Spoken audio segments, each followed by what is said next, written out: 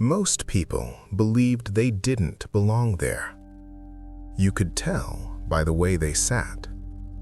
Restless, unsettled. They kept scanning the room, as if expecting someone to step in at any moment and apologize for the confusion. Like this was all a misunderstanding.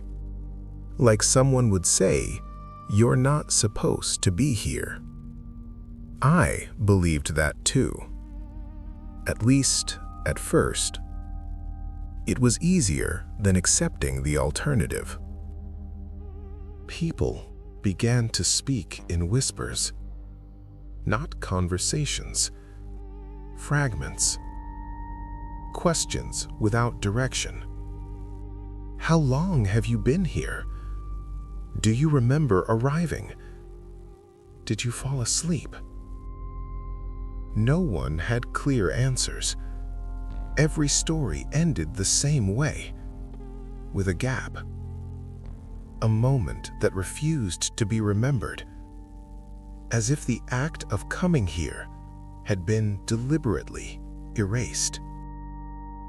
One man was convinced there had been a mistake. He said his name shouldn't be on the list, that he had checked it himself, twice. He laughed while explaining it, but his hands trembled. He kept repeating the same sentence. They'll fix it once they notice.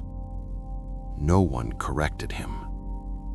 No one agreed either. We just listened. The room didn't respond to doubt. It didn't change. It didn't react. The lights remained steady, the walls unmoved. Waiting didn't shorten. It didn't stretch. It simply continued. That was when I noticed something troubling. The people who spoke the most were the ones who had arrived recently. The longer someone had been here, the quieter they became. I watched a woman who hadn't spoken once. Her posture was relaxed, almost comfortable. She didn't check the list, didn't watch the walls. She waited without resistance, without hope. That kind of calm wasn't natural. It wasn't peace. It was resignation, polished smooth by time. Someone asked her how long she had been waiting. She thought for a moment. Then she smiled, softly, politely. "I stopped counting," she said. That answer settled heavily in the room, because no one could remember when they had started counting either. Time didn't move here. It wore people down instead. The list remained unchanged. No names were added, none removed. The crossed out names stayed crossed, permanent. I realized then that the room didn't make mistakes. The people inside it did. We were the ones still believing there was an error to be corrected. I looked around again. Fewer faces met my eyes this time.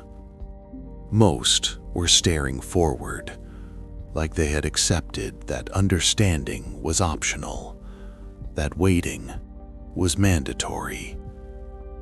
And for the first time, the thought crossed my mind. Maybe no one here was brought by accident. Maybe this was exactly where we were supposed to be. The idea stayed with me. Uncomfortable. Persistent. If this place wasn't a mistake, then neither was my presence. The room felt quieter after that. Not because fewer people spoke, but because fewer people believed they would ever leave.